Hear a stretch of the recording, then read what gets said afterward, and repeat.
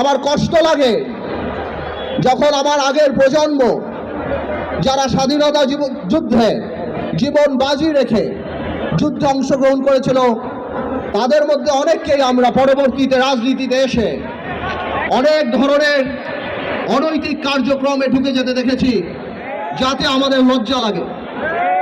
ভাইয়েরা আমার কেন জানি মনে হয় অনেকেই 1971 সালের পরে স্বাধীনতা উপভোগ করেছেন, কিন্তু অনুধাবন করতে পারেননি।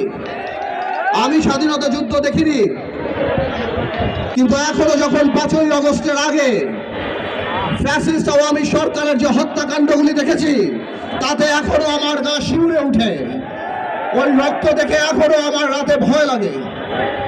ভাইয়েরা আমার, আগের প্রজন্মের সমালোচনায় আমি যাব না, তারপরও আমি বিশ্বাস করি তাদের আত্মত্যাগ আমাদের আত্মত্যাগের চেয়ে অনেক বেশি। তাদের আত্মত্যাগের কারণেই আজকে আমি আমার সন্তানকে বলতে পারি যে বাবা, আজকে এই তোমার দেশ, এটা হলো বাংলা।